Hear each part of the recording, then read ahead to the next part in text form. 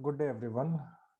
In this video, we are basically going to see how to carry out a risk assessment on board a ship when we are carrying out some work.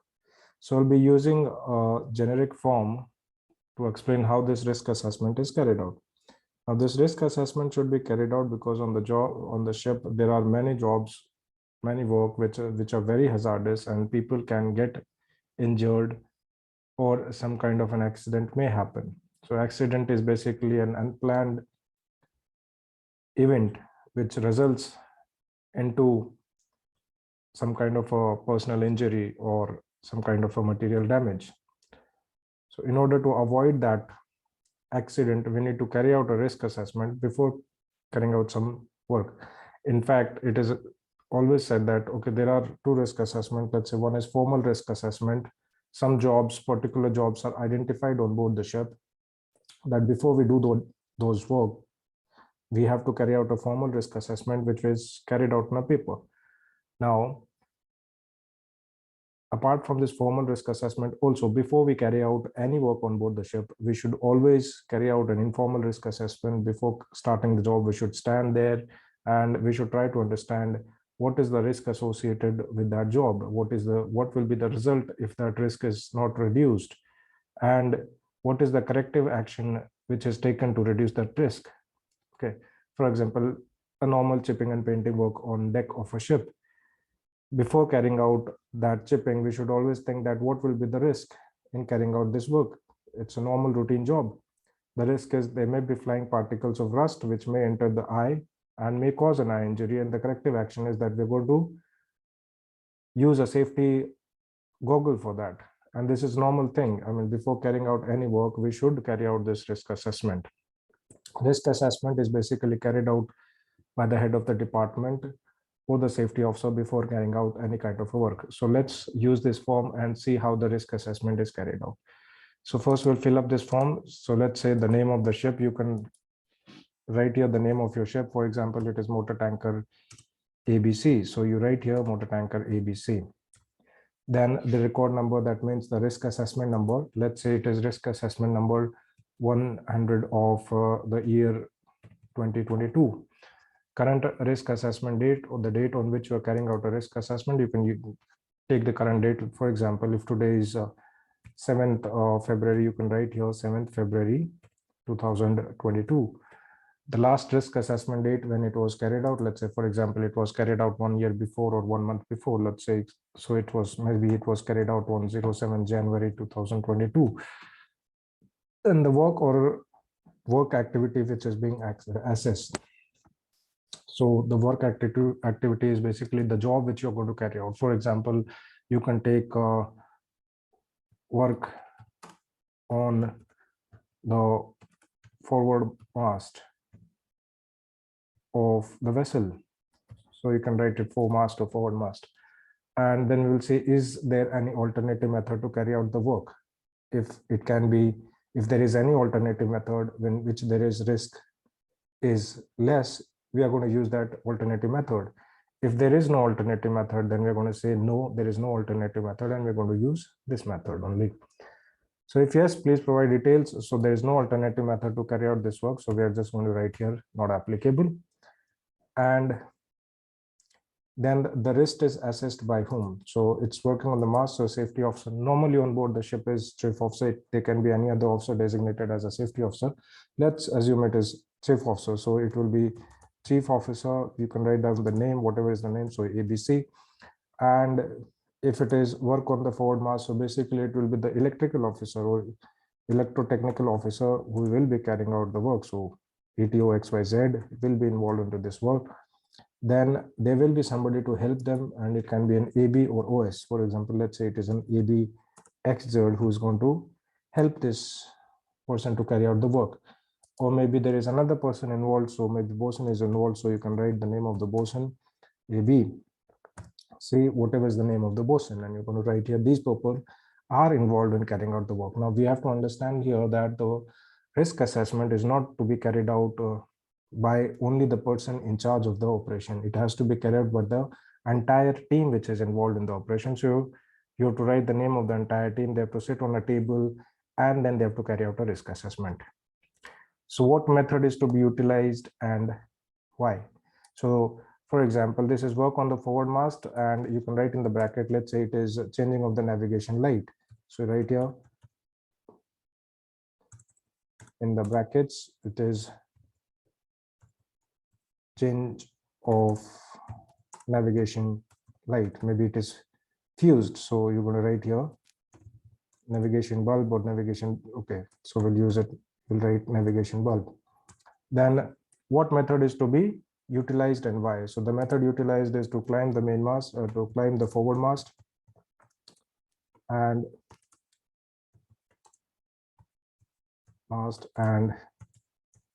replace the fuse bulb.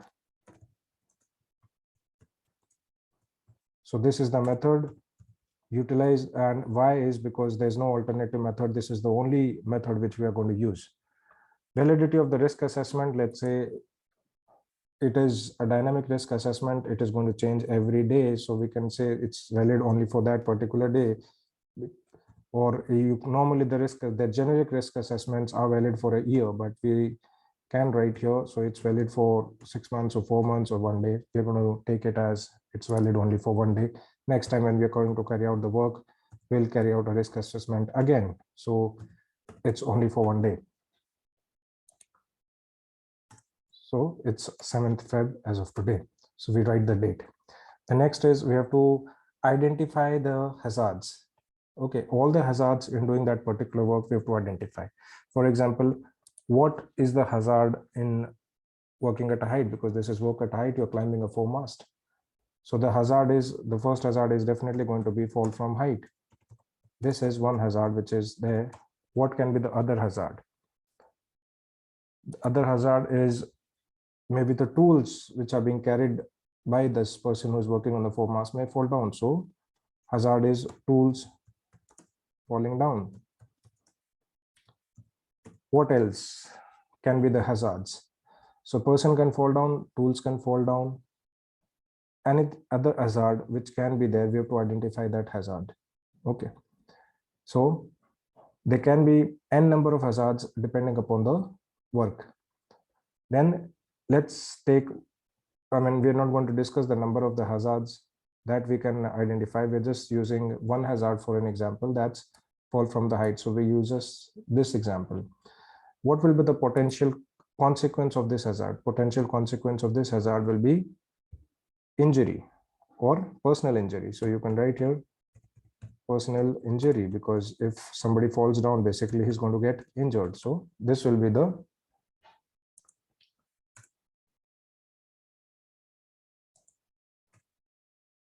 consequence. Now, existing control measures to protect personnel from harm. So what is the control measure? The control measure is, let's say, use of safety harness. One. Then what other things? That we have to check the weather, that while carrying out this work, the vessel is not rolling, not pitching. So we have to see that work to be done only during good weather, so that there's no rolling and no pitching. Okay, otherwise the ship might roll and the person may fall down because of that. So work to be done during good weather only, so that weather we have counted. And what are the existing control measures? Then we're going to carry out an inspection of all the steps of the ladder so that they're not slippery. Inspection of all ladders, and we have to see that they are good to climb. Nobody is going to slip from them or fall from them. Okay, so this is done. Now, identified contingency measures, that if this person falls down, what is the contingency measure what you want to take? So emergency team will be standby. See, team to be standby. One. A person to be standby to monitor the person who is going up the mast to carry out the work. So he is monitoring him. Person to monitor the crew member doing the work. And if there is any other contingency measure what you have taken, you are going to put that here. So this is one hazard, the result, and the existing control measures which are in place. So we're going to write it here. Then this is the risk matrix, and this we have to see that in our hazard, how much is the risk now. Now, a job can be done on board the ship only if the risk is low or very low. If the risk is significant, high, very high, then the work is not allowed to be done. The work cannot be carried out unless and until the risk is brought down. If the risk cannot be brought down, then the work is not to be done. Some other method has to be adopted. Some companies, they allow medium risk also.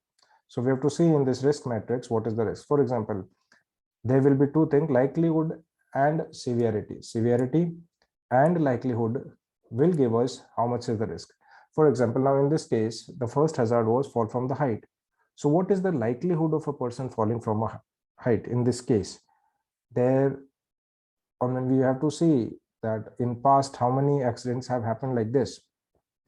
The likelihood can be highly likely, likely, occasional, remote, unlikely, or very unlikely.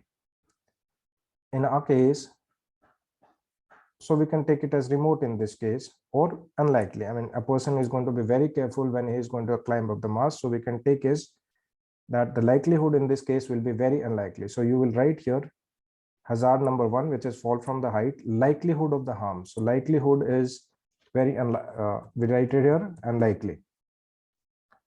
But there is still a possibility that a person may fall down. So we have taken it unlikely.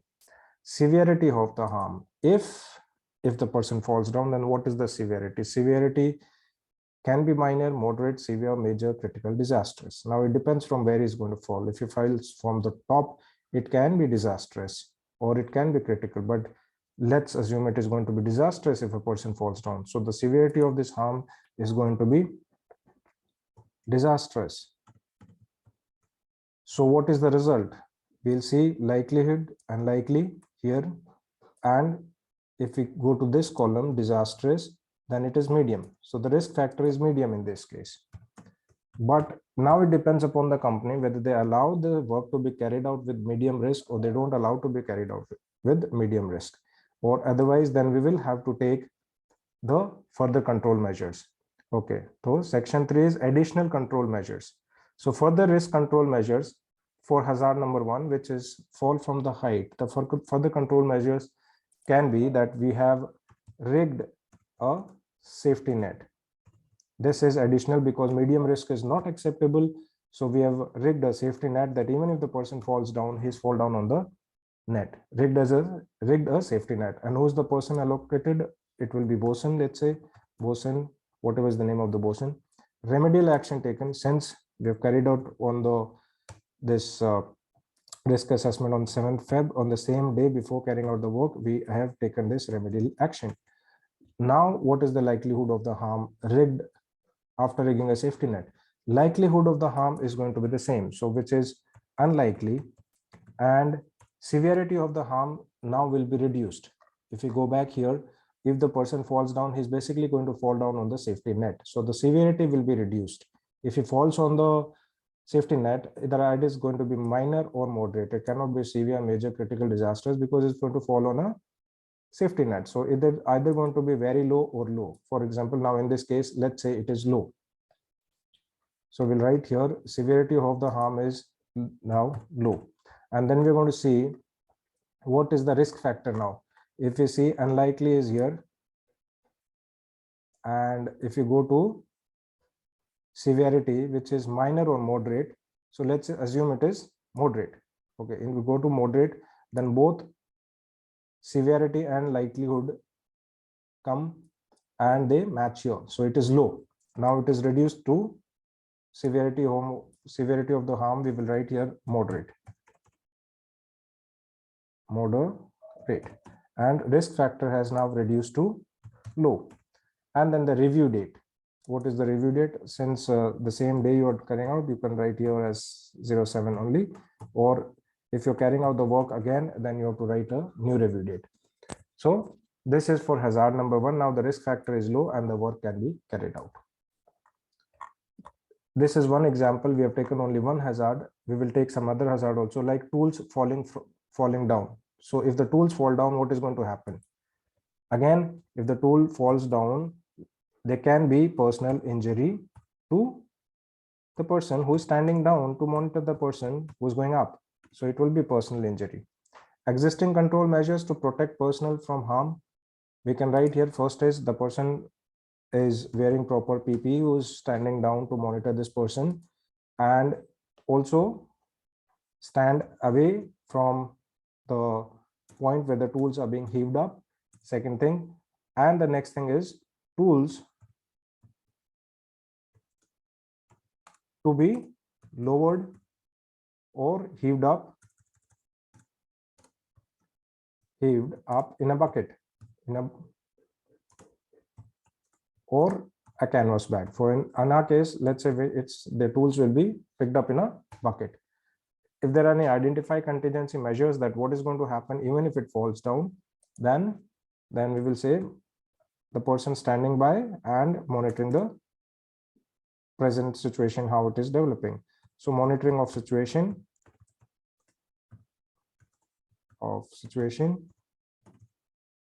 and team standby. That even in case if it happens, what contingency measures are we going to take? So this is hazard number 2, tools falling down. Then we're going to go to the next section. If likelihood of this harm, the tools falling down, say tools can fall down. If somebody carries those tools in the pocket, definitely there are high chances they're going to fall down. But now the tools are being picked up in a bucket. So what is the chance? Again, we will say it is very unlikely, but still it may slip from the bucket. So we will take it very unlikely only. Now it is not very common that the tools will be falling down from the bucket. So we will write here very unlikely. Then the next step is severity of the harm. If the tools fall down, the person is wearing a safety helmet, the severity can be major or it can be critical. So we will write here, let's say critical, because if it falls from a height on a head of a person, the person is going to definitely get injured. So it is critical. If we see very unlikely and major, they match here. So the risk factor is low in this case. So although the risk, it is low, so low risk is acceptable. So we don't need any additional control measures to reduce the risk of a harm. So in case hazard number 2, which is fall from height, correction, it is falling off tools. We don't need any additional control measures. So we'll just write here, not applicable, because the risk is already low. Okay, so not applicable in all the sections. If it was risk level was high, then we may have to take other actions or further control measures to reduce the risk to get it down to an acceptable level. Similarly, you have to identify all the other hazards which can be there. For example, if it's changing the electrical bulb, there are chances of electric shock. That person might get an electric shock, so that's an hazard. Okay, then crew fatigue is another hazard. Okay, crew fatigue is another hazard. And if the duty officer on the bridge by mistake, he sounds the horn of the vessel, that's a ship's whistle, then that's going to be a hazard. Use of ship's forward horn or whistle. So you have to identify all these hazards, whatever are the hazards, and then you have to see what is going to be the potential consequence if that thing happens. What are the control measures what you have already taken, and what are the contingency measures that in case if this happens, then how you're going to take action in an emergency, how you're going to tackle that emergency. So this is how it goes. For example, I've shown you 2 hazards. You can just continue and write as many hazards you can get there, and that is why you have to involve everybody in this, so that the entire team can discuss this and everybody can together identify the hazards. Okay, and then if there are any additional comments and the assessment review date. For example, you've carried out a risk assessment on 7th Feb, then and you're carrying out the work again on, let's say, 10th Feb, then you have to review this risk assessment every time. For now, this work is carried out on 7th Feb, So we're just going to write here 7th Feb. If it is carried out on 10th Feb, again, we're going to write the review date again 10th Feb. Same risk assessment cannot be used again and again. Every time the work is done, then the risk assessment has to be reviewed. Okay, with this we have completed with the risk assessment. I hope you have understood this. Again, this is normal generic form. Your company will have your company specific form, and that time the work, this risk assessment has to be carried out on your company specific form. This is how it is done on board the ship. Gentlemen, thank you for watching the video. I hope it is going to help you, and please subscribe this channel if you like this video. Also share it with your friends. This is going to be very helpful with your exams, your mates exams, second mates, chief mates, and will also help you to carry out a risk assessment practically on board the ship. Thank you for watching the video, and please do subscribe the channel and share it with your friends. Thank you.